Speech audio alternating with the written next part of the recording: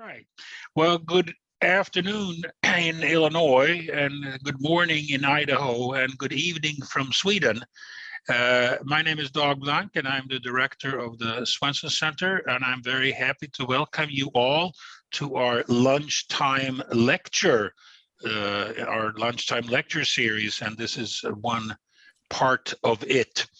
And we're very happy to have as our speaker tonight, Jennifer Eastman Attebery, an old friend of the Swenson Center, a frequent visitor to the center and a member of our advisory board.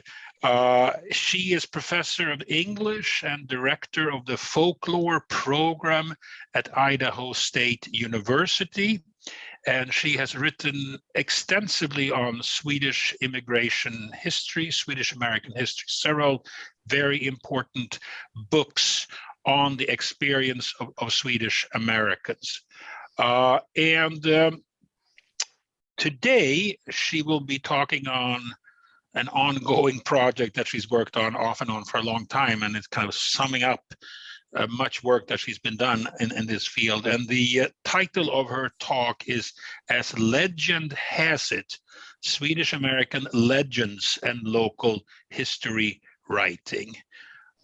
She will speak for about, you said 35, 40 minutes, Jennifer, or so? 30 minutes, okay. And after that, we will have an opportunity for questions and answers. So I'm going to turn off my camera now and welcome, hearty welcome to Jennifer Attebery. Thanks so much, Doug. It's so nice to be here.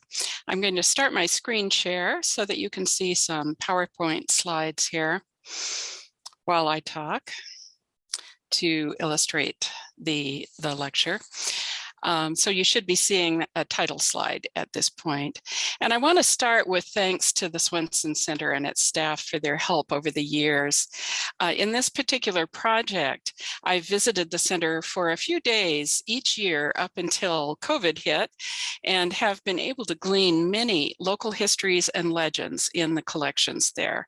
During the past 2 years, the staff has been very helpful when I've had some source checking that had to be done remotely.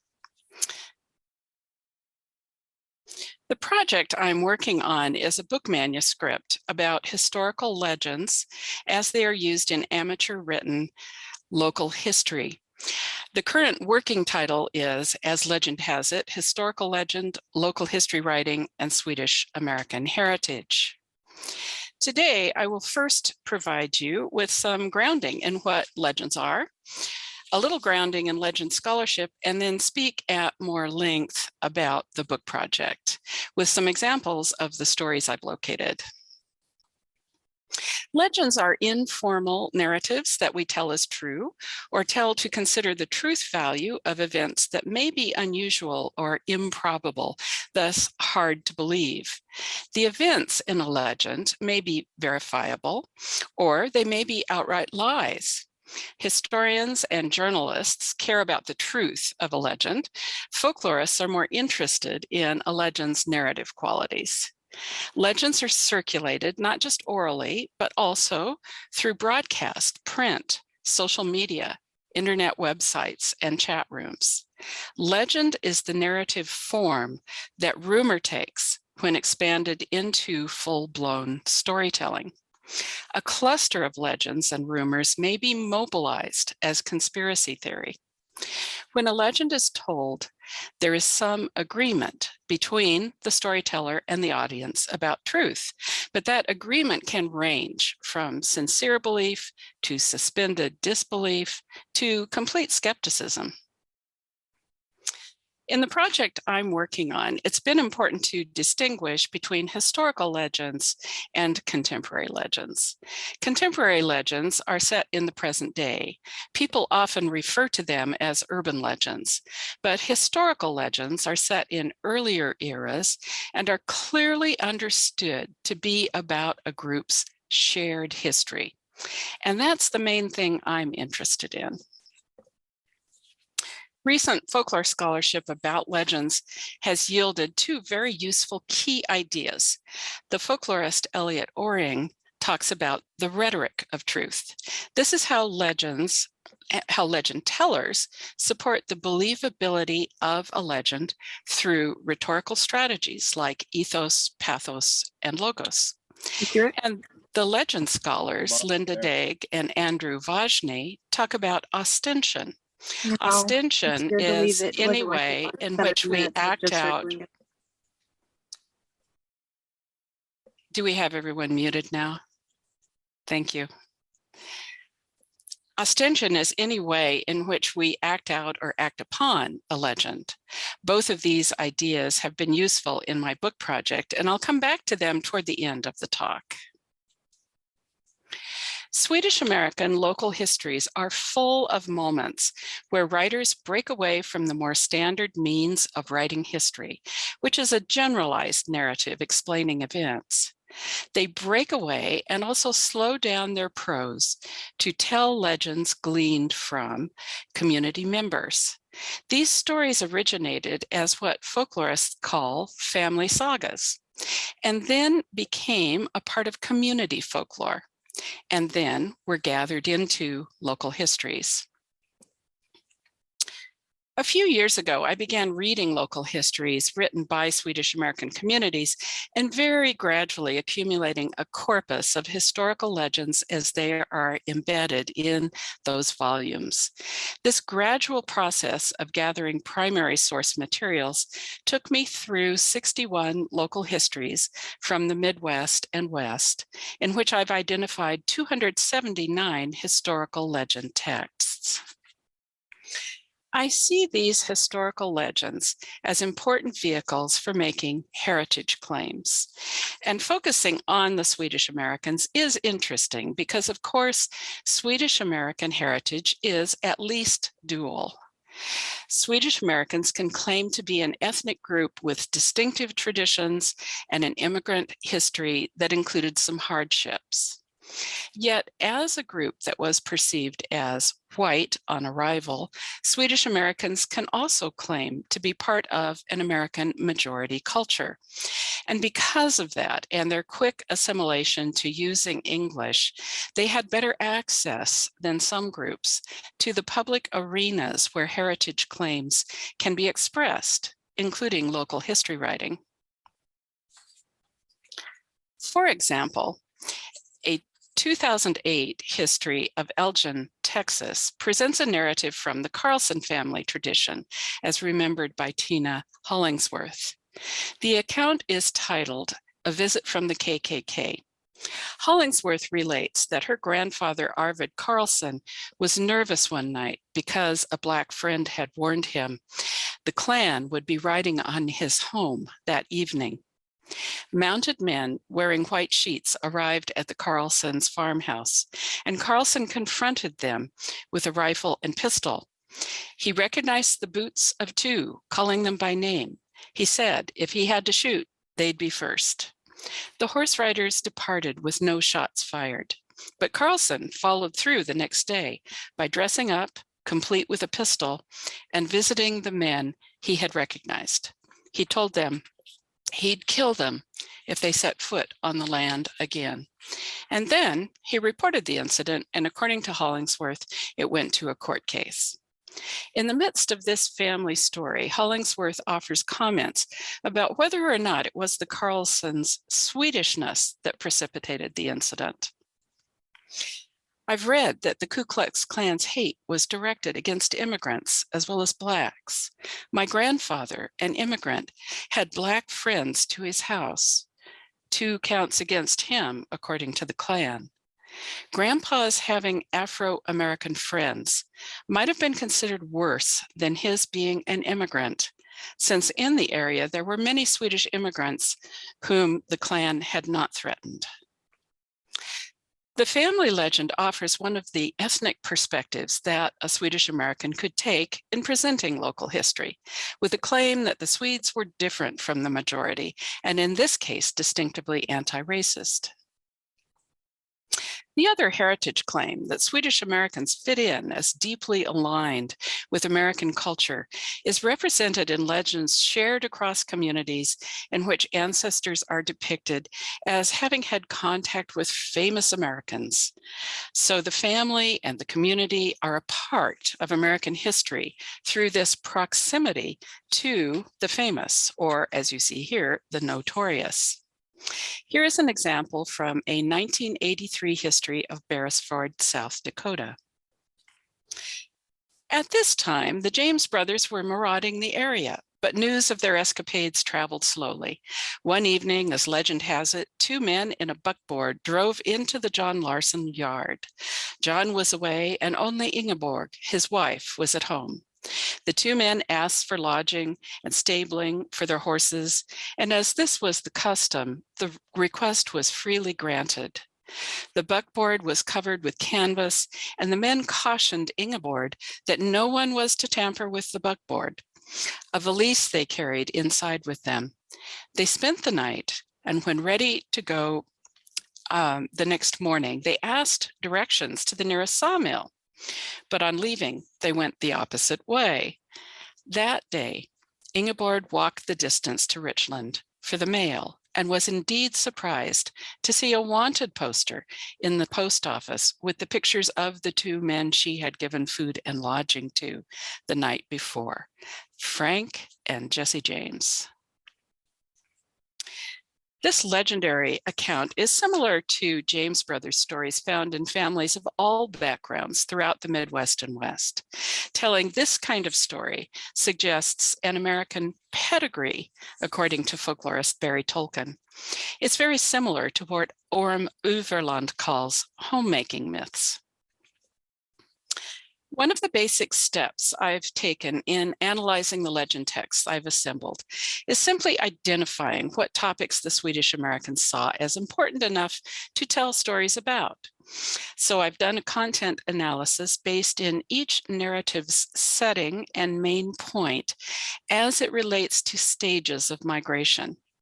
Here are the divisions I've used: the Old Country, Passage to America, Arrival in America, Secondary and Further Relocations, Destinations Places, Destinations Spaces, and Further Establishment, the Next Generations. As you can see in the slide, some of the phases of migration are emphasized in storytelling, and others appear very infrequently. Narratives about events in Sweden are less common in the legendary materials, making up only 14 of my sample. This is not at all surprising, but it does remind us how many in the migration did not look back. Stories about the Old Country vary quite a bit, but one kind of narrative is humorous stories about family members when they were children. For example, in Robert Jones's account of his father and uncle as children working on the family farm in Sweden, we read that his father Johan and uncle Anton were to kill a bull. They tied the bull to a post in the barn. John held a spike to the front of its head, and Anton gave the bull the blow, but missed. This infuriated the bull, who tore himself free from the post. Anton ran out and closed the barn door with Johan inside with the bull. John shimmied up another post until Anton came to his senses and let the bull run out. This story evokes humor by depicting the boys as only partly confident and fearful of the animal they've been tasked to kill. The family audience for stories like this one would know Johan and Anton as immigrated adults and be able to compare the character of them as children with their current reputations. The passage to America receives even less attention in the local histories. My corpus of legends includes only 4 concerning the trip to America.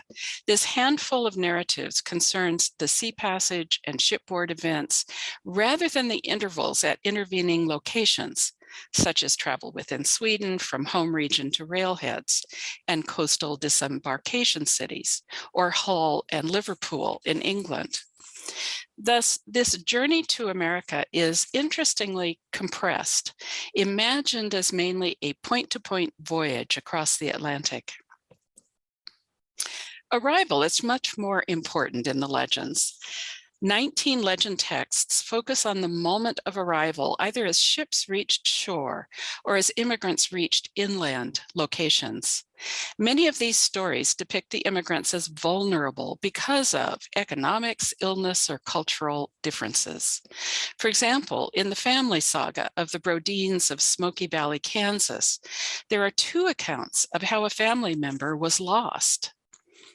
C.J. Brodeen, whose wife had died on the voyage to America, left his youngest son with a babysitter, while he and his older son, Peter John Brodeen, went to arrange for transportation of their baggage and livestock from New York to Andover, Illinois. When he returned to retrieve his son, the boy and the babysitter had vanished. The second version of this account states that when the family arrived at Castle Garden, the boy was severely ill with cholera and would not be allowed into the United States. With the likelihood of the boy's survival dismal at best, he was left there, and the family traveled on without him. Whichever variation is true, nothing was ever heard of the youngest Brodeen child again. So the Brodeen family saga preserves both of these somber explanations of the event of losing a child, and really as a tragic family mystery. Another 19 legends tell the not at all uncommon story of further relocations by immigrants. The protagonists of these narratives are more experienced, motivated, and self-directed in making a decision over where to locate. Many of these stories employ a rich soil motif, highlighting how immigrants saw the potential for agricultural development on land that had never been tilled. This idea appears in a story about Ola Nilsson Liljenquist, who explored eastward from Hiram, Utah, to discover a hidden meadow. One day, he followed the Indian Trail up the canyon east of town, and breaking out into the clear, shouted for joy at sight of the wide-spreading pasture and timberland locked up in the hills. Here was God's plenty, if they could only reach out their hands to receive it. In the Liljenquist narrative, God's plenty expresses an unabashed sense of entitlement to occupy the land discovered, a sense that is present throughout the immigrant narratives and narratives shared among Western Americans. Here, it's interesting that the Liljenquist narrative does acknowledge the presence of indigenous peoples by pointing out that Liljenquist used an Indian trail to find these hidden riches. Once arrived at their destinations, immigrants became more fully immigrants, and the focus of storytelling shifts to inhabiting and naturalizing to the destination. Some of these destinations were already established towns, often with an ethnic population. These stories ask how the Swedes could best fit into an existing social and economic structure. In a story from South Bend, Washington, for example, the partners of the firm that became the Smith Creek Logging Company wanted to buy some timberland, and they went to a bank to apply for a loan. Well, I guess they damn near got laughed at. There was just no work, and I guess the bank figured they couldn't do no better than anyone else going broke. So they couldn't get the money from the bank. I guess this Art Hammond, a South Bend businessman and timber buyer, said, "Hell, I know those boys. I'll put up the money. You guys just pay it back when you can." So this account focuses on how the economics of migration, of the economics of migrant businesses really depended on personal reputation and community connections. Some destinations, though, were spaces into which immigrants landed without the support of existing social and economic frameworks. Storytelling about spaces relates how the new arrivals worked to bring places into being. In my materials, these narratives dominate all other categories, making up at least 120 stories. So these place-building experiences were clearly very significant in the Swedish-American historical imagination. These stories ask how one could successfully confront an unknown landscape and its weather, climate, flora, fauna, and indigenous peoples. Isolation, illness, fires, and incursions of outlaws are concerns, as is how functional physical structures can be erected. These narratives also include concerns about how completely new social orders could be invented, for example, in the utopian establishment of Bishop Hill, Illinois. The Swedish-American stories about spaces are very similar to the accounts of other Westering groups in North America, both other immigrant groups and the Westering Americans. From an in-group perspective, these were pioneer narratives. From a 21st century point of view, of course, we now see these narratives as problematic for the way they assume that the land was available for occupation. They are rather settler colonialist narratives. Narratives relating contact with indigenous peoples constitute a major category within the narratives of space. 28 narratives in my corpus. Of these, the most common version depicts generic Indians appearing suddenly at a farmstead or house and either demanding or begging for food, often with only the women and children at home. The encounter scares the immigrants, but they come to no harm. The tone of these stories, as told by the descendants, is a mix of earnestness and humor. There is a sense of lucky escape. Grandmother and her children escaped potential harm. The sociologist Karen Hansen interprets this narrative pattern ethno-historically, pointing out that from the Scandinavian American point of view, the Native Americans were visitors for whom one offered hospitality. But they were not seen as occupants of the land with a genuine claim to its resources. And I'll come back to this kind of story in a minute when I talk about ostension. A second major category of narratives related to spaces concerns dangerous and sudden weather and landscape events. And in a minute, I'll provide an extended example of this category in talking a little bit about the rhetoric of truth. But first, let me mention my last category, narratives of the later generations who continued to wrestle with concerns that were either specific to ethnic difference or shared with fellow Americans. These narratives make up at least 67 of my corpus. Many of the themes present in the stories set in earlier times recur here, but we also see some new ideas emerge. Crime narratives, narratives of ethnic, racial, and religious differences, political narratives, and narratives of family dysfunction. These accounts question the idea that the immigrants' resettlement in America was always positive. Moving beyond content analysis, I use a variety of methods from folklore scholarship to interpret the immigrant narratives. In addition to ostension and the rhetoric of truth, I pay attention to traditional motifs and scenes that recur across the stories, and narrative structure that's been identified by Tim Tangerlini and William Nicolaisen, based on the linguist William Labov's ideas about oral narrative. From narratology, I also use the ideas of narrative voice and distancing. In looking at how legends use rhetoric to establish believability, I extend Oring's ideas to include the rhetoric of embodiment.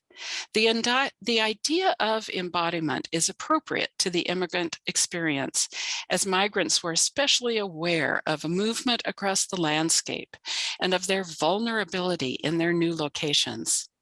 I asked questions about how the body is used metaphorically in legends, how bodies are represented or erased from legends, how forces exerted on bodies are represented, and how bodies are imagined to be located in space.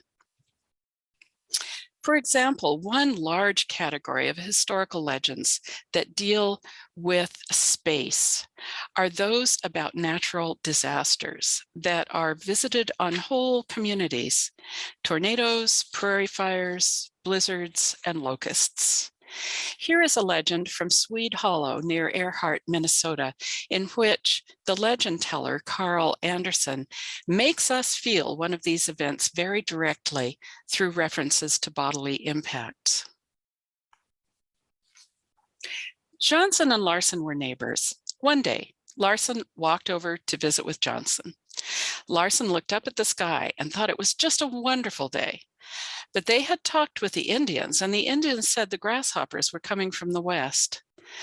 Larson found Johnson at home, and as they were talking, the bright sunshine became dulled, and they looked up, and lo and behold, here were the locusts. They got the children and Mrs. Johnson into the house, closed the windows and the doors, and down came the locusts and settled on everything. These people had come from southern Minnesota, and they had brought homestead tobacco. And Larson had a patch, which he tended himself, and Johnson also had a patch. The grasshoppers came down, and they stayed for about 20 minutes. Everything was covered. Then, for some reason or other, they took off. So when the locusts took off and were gone, the first thing Johnson thought about was his tobacco patch. And he went up there to see how things were. And lo and behold, there was the tobacco patch, absolutely secure. Not a leaf was touched. And Larson said, "Oh, well, they haven't bothered yours, and I know mine is safe because I wrapped them up in old coats." Then they went to see Larson's tobacco patch, and now then, lo and behold, the whole patch was black. There was nothing left but a few stakes standing upright and a buckle and a button lying here and there. The grasshoppers had devoured his tobacco with the clothing that he had wrapped in it completely. Johnson said, "Don't worry, I have twice the amount of tobacco that I need. You can have half of mine." And that settled the matter. The richness of this story includes its use of a full set of narrative moves: abstract, orientation, complicating action, evaluation, resolution, and coda. The narrative begins with a distant narrative voice that assumes the remove of at least one generation, but that sense of distance collapses when the characters are given voice through direct quotations regarding the important issue of whether the tobacco has survived. The story also uses common motifs associated with locusts: a locust cloud descending when minutes before the weather was beautiful, women and children sheltering inside a home, and the random and complete consumption of some crops and objects, with others left intact. The locust narrative also very effectively uses the rhetoric of embodiment to place us on the scene and interacting with the landscape, as Larson walks to Johnson's farm, views the sky, and helps move people into the house. The resolution, in which we are invited to envision Larson's crop as if embodied, wrapped in clothing, shifts the imagined attack on Mrs. Johnson and the Johnson children over to the vegetable realm instead, humorously diffusing the narrative's tension. The other key concept in recent legend scholarship, ostension, has been very productively used to analyze contemporary legends, rumors, and conspiracy thinking that deal with events that do not necessarily violate expectations of the natural world, but rather stretch well beyond the plausible and probable. Prime examples are COVID-19 legends and rumors and QAnon conspiracy thinking, which incorporates anti-Semitic folklore that has been around for millennia. But ostension has not been used much with historical legends. In my book project, I use ostension mainly in examining narratives about encounters between cultural groups. Embedded within these legend texts are indications of how traditional notions about others shaped the immigrants' actions. Here is one brief example from the Olson family of Beresford, South Dakota. In October of 1870, when their baby Charlie was a month old, the Indians stopped at the Olson dugout asking for food. Mrs. Olson gave them cornmeal and dry meat. She feared the Indians might take Charlie, so she hid him under the bed, hoping he would not cry. Mrs. Olson here is acting on assumptions based in stories current among the immigrants. These included that the Indian visitors were hungry and that they desired to take away especially blonde, blue-eyed children. And this was a belief widely spread across the Midwest and West. In the corpus of local histories that I have located, similar narratives about Indians visiting farmsteads and presumed to be begging for food are embedded in more than half of the histories, making them the most common historical legends I've encountered. They appear in histories across the Midwest and West, and they have persisted over time, appearing in my corpus as early as 1891, throughout the 20th century, and into the 2010s. With such broad occurrence, these narratives express and reaffirm beliefs about Native Americans that collectively supported broader ostensive action by institutions, such as the United States government's Native American policies that attempted to turn traditionally pastoral nomadic groups into farmers and removed children from parents. Thus, ostension based on historical legend has the potential to be as damaging as those based on contemporary legends, rumors, and conspiracy theories. In the local history writing of Swedish-Americans, it is just part the local history writing of Swedish-Americans is just part of the complex American history of indigenous peoples and settler colonialists.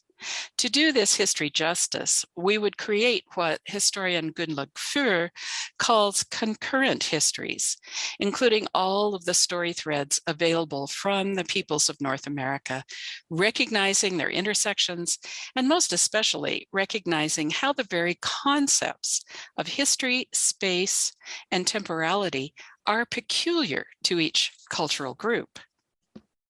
Because the Swedish-Americans have been very active writers of their own history, we have a large body of material providing their perceptions within these intersecting streams of American histories. The legends embedded within local histories give us a first-person point of view on their experiences.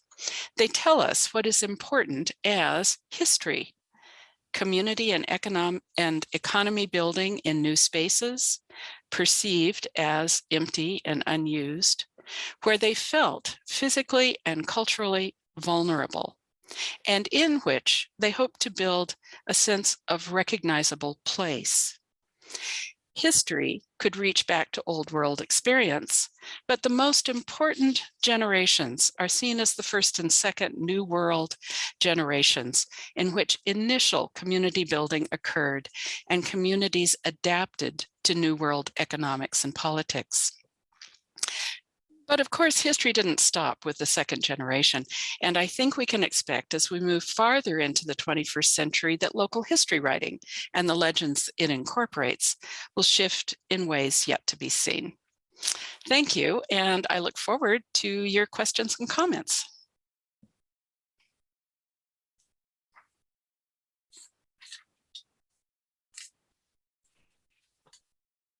Thank you very much, Jennifer. I'm trying to turn on my camera here unsuccessfully. I can see you, Doug. Can you see me? I can see you. Oh, you can. Okay, I can't, but that's fine then. All right, thank you very much for a very interesting talk, as always. about legends. Oh, now I can see myself. Legends and history, and how we are to understand the Swedish-American experience. If you have questions for Jennifer, please submit them in the chat. And we have one, and I will read them. We have one question, the first question here from Kyle Jansson. Did some communities create more legends than others? Were there any geographic or familial characteristics that appear more frequently? Thank you, Kyle. It's nice to have you here. The 61 local history volumes I looked at, I think it was 35 of them used embedded legends. So not all of the local history writers at the amateur level were actually using legends. I can't say that there was any geographical concentration of those local histories that do use legends. And I have to admit, I'm not quite sure what you're asking about families. I do include what you might consider family histories in the project. That is, family histories that were very locally focused. And I think there's a pretty strong tendency for those family histories to use legends as materials. Does that answer your question, Kyle? Please join in, Kyle, if you can. Oh, types of families that created or used legends. Those who perceived themselves to be first on the ground, to be first families, I think had a strong tendency to preserve their story as more full-blown storytelling. But I have to admit that that's my hunch and I haven't quantified it. Okay. So they were trying to create a culture around them, such as they had in Sweden before coming over, trying to create that space. Yeah, although it just is physically difficult to do that in the areas that they came into. If you're used to building a farmstead in a certain way, I think the Midwestern environment kind of works against that. They ended up being much more isolated, for example, from their market town, and had to be much more self-sufficient. So actually recreating physically in the way you would have built a farmstead in the old country was a difficult process. The building materials also were very different, of course, and depending on their access to railheads, their access to lumber, all of those questions. Thank you. Okay. Feel free to raise your hand, your electronic hand, if you have more questions, or write them in the chat. Otherwise, I will ask a question, Jennifer. You mentioned here the first generation and the significance of the first generation creating a legend or creating a history, setting the tone, so to speak. But you also talked in your speech, you made some references to subsequent generations, and I'm wondering what about the temporal aspect here? How can we expect fourth generation Swedish Americans? Can we expect them to behave in the same way? I mean, this business of being first, we recognize that from other contexts in Swedish American studies, firsting and lasting, so to speak. Don't the first people, you talked a lot about those who came first and the pioneers and the settlers and so forth. Don't they have an upper hand in defining what's going on and defining these legends and defining these histories, or how do you see it? They probably were the first storytellers, the first generation. And so in the process of these legends being created, you would have originally had personal experience narratives, that is, first-person narratives being told by the first generation. It isn't until you get to the second, third, fourth generations that the histories are being written based on these materials. Sometimes with interviewing of first and second generation folks, and sometimes simply with the second, third, fourth generation sitting down to write out what they could remember having heard from their forebears. So there is a sort of, there is a temporal process here of legend formation. What interests me is that once they sit down to write as a local history volume, and this often would occur when an anniversary was coming up. You saw the picture of the cover of the Beresford, South Dakota community. It was a centennial volume put together by a committee that gleaned materials from families of the area. So often the writing of the history was prompted by a 50th anniversary, 100th anniversary. By the time you get to that point, there is sort of a repertoire that's developed of what is considered important to remember as history, to the point that we are going to tell that in full-blown narrative form.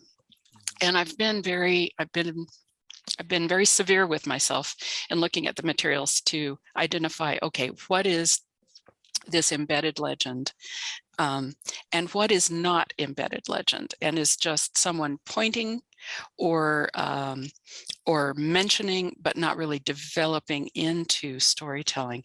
And the reason for that is that I do feel that that when a community bothers to narrate a more full-blown story, they're telling us this is important to us. And your question about, the later generations and how are things going to change, I think that the one change I can point to is that by the time we get to the publication of Maubert's novels in English in North America, which is happening in the middle of the 20th century, and then we have the excitement about Roots, with the Roots broadcast and book. And I think that was that 1970s? 74, I think. Yeah. At that point, the histories of the Swedish communities become more explicitly acknowledging their Swedish roots. They're much more interested in claiming Swedishness and a unique experience. Just a quick follow-up here. I like your notion of a repertoire that is established, and when for example, these anniversary histories are written. But would you consider them, again, forgive me for not being so precise, but would they be legends? I mean, these histories, the anniversary histories. The histories themselves, the full book volumes. Yeah, they are. I mean, they are drawn. They maybe are drawn from the repertoire of legends, but they themselves are something else, right? They themselves, I consider a form of vernacular writing, and I think they can be looked at in that way using some of the methods of folklorists. And so, for example, in one of the chapters of the book manuscript, I look at the structure of these local histories. How do they tend to be structured? And I look at the movement out of the more generalized narrative of history writing into and out of the embedded legends within the histories. So I do look at some of the ways in which the two are intertwined and kind of work together to create a common sense of purpose about telling the community's history. Okay. I think we're getting some questions here in the chat. Yes, we are. And we have a question here that thanks you for a truly fascinating and enjoyable talk. And it deals with names. The question is, I wonder if there were any stories about patronymics or about their surnames. It's not a real common thing. You know, I had anticipated that I would have a lot of stories that I know are told within families about name changes when people come in, and that would fall into that arrival category, and they simply are not there's not a heavy pattern of those that get incorporated into the local histories. I think that's part of the you know, the purpose of local history writing is very place-centric, and it's trying to explain, you know, how we got to this place and how we created this place. And so it's part of that tendency not to look back as much to the old country and to that earlier experience of immigration adjustment. And that's why you said arrival is much more important than departure. Right, yeah. Jane Talene has a question here about family narrative and family narrative writing. What advice do you have for people who want to write family histories? Do it. I think it's a wonderful thing. I do appreciate, I wouldn't hesitate at all to incorporate into the writing of a family history the stories that you've heard. I think it really helps the historians who care about verifiability more than folklorists do, in your bracketing of those stories, indicate how you heard the story, you know, what's its provenance. That helps the folklorist too in a certain way, but we're interested in where a story came from and why it was told. Under what circumstances it was told within the family is interesting to us as folklorists, because that tells us something about its social function. So the more of that kind of context for the family storytelling you can provide, the better for those of us who come to these materials as scholars. And the next question deals with gender and family structure. Are there any distinct changes in legends through time and travel in regards to gender family structure? Boy, not that I've noticed. Pretty much across the, you know, about a century and a half of local history writing that I've looked at, there is a very standard bifurcation of male and female. I don't think I've come across any acknowledgement of the existence of LGBTQAI plus folks. And what I've seen is a very standard sort of assignment to the genders of work roles within a family, within a community. So these are texts, both the legends and the local histories, are texts that reaffirm a very standard understanding of gender in North America among the Swedish-Americans that they would have broadly shared with their fellow white Americans, at least. There's nothing specific to the Swedes there. Not that I have noticed. Mm-hmm. Perhaps not surprising either. Yeah, it doesn't surprise me. Yeah, it's an interesting question. And it's the kind of thing you could go back into these materials to look at, you know, a little more specifically. Next question is from Ron Pearson. Are the 61 volumes you used a collection from many counties combined, or are many individual published separately as histories available in the Swenson Library? Oh, you know, it kind of represents all the possibilities. Some of them are families located within localities where the family history kind of broadens out to talk about the community. And some of them are town centennials or town 50-year celebratory volumes. Some of those are written or produced by a single editor. Some of those are produced by committees. There's a lot of committee compilation that goes on with these. And then there are some volumes that are county-based or even more a little more broadly regional. And I considered all of those grist for my mill because I was just interested in getting at as many examples of legends as I could so that I had a broad corpus that hopefully would give us a good sense of what sorts of narratives the Swedish-Americans shared with each other. Okay, any more questions through the chat? Feel free to submit them. We have a few minutes left. Let me just ask you also, Jennifer. You did mention South Bend, Washington. It wasn't South Bend, Indiana, as I thought first, but that was an urban presence. But right. Most of this is very rural, isn't it? I mean, it's agricultural and it's arrival and it's settling, it's colonialism. Do we have any rural urban? I mean, you had a Swede Hollow that presumably is an urban. Yeah. What is the balance here between urban and rural?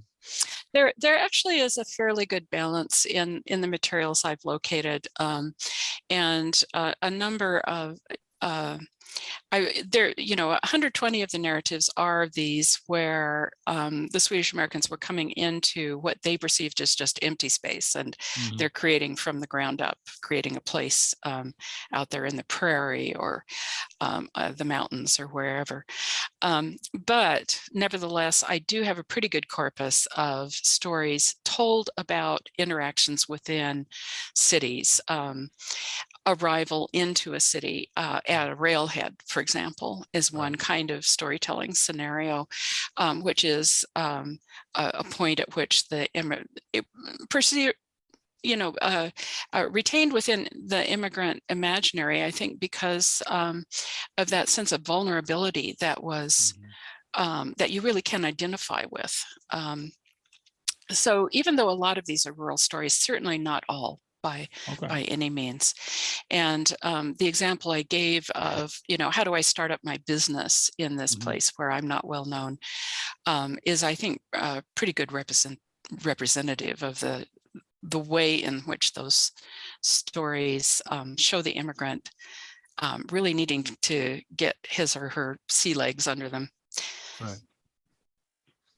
Land legs. Land legs, yes. That's interesting because, of course, by 1890, the Swedish-Americans were by and large urban. I mean, the urbanization had gone very quickly. And after the turn of the century, certainly we're talking about quite an urban phenomenon. Okay, I don't see any more questions in the chat here right now. Feel free to raise your hand if you want to. Otherwise, I must convey some information to you here. Our next lunchtime lecture is on Thursday, April the 21st. It's called Swedish-American Borderlands, New Directions in the Field, about Swedish-American studies by two speakers, Dr. Adam Hjortén from Uppsala University and another historian from Uppsala University. We will join you on April the 21st, and it's a book that has come out, a new book that has come out called Swedish-American Borderlands, where Jennifer is also a contributor to that book. So make sure you don't miss that. And then on Monday, May the 2nd, Ann-Charlotte Harvey, whom many of you know, of course, will talk about the story of Olga, Rags to Riches meets Take in Your Washing. The actors are coming. And Charlotte, of course, is an expert on Swedish-American music and theater. And you can be sure that will be an equally interesting talk on Monday, May the 2nd. And don't forget, I'm glad that you put that in the chat there, I think, Lisa, the 40th anniversary, our 40th anniversary celebration on May the 7th. And now I see if I can share my screen here. Maybe. No, I can't quite. There's a link there that you can click on in the chat. The Swenson Center turns 40 years, and we have a celebration on the 7th of May, where we have a symposium with 4 speakers in Rock Island. Welcome to Rock Island. 4 speakers, 2 from the United States and 2 from Sweden. who will also talk about these newer perspectives, these new perspectives on Swedish-American studies and Swedish-American history. And it is followed by an open house at the Swenson Center and a festive dinner on the Augustana campus. So please go to the link there that you have in the chat about the 40th anniversary, check out the program, and do join us for the dinner and the open house at the Swenson Center on the 7th of May. Help us celebrate the Swenson Center. I think unless Lisa tells me I should say something else, we're coming to the end of the hour, and I thank you, Jennifer, so much for joining us from Idaho, and I'm sitting here in Uppsala in Sweden, where it's getting a little darker now, although it's not completely dark. We have passed spring equinox here, so the days are getting longer and longer, and there's hope for the return of light. And I thank you all for coming, joining us from Illinois and elsewhere. I'm sure you are at very many different places.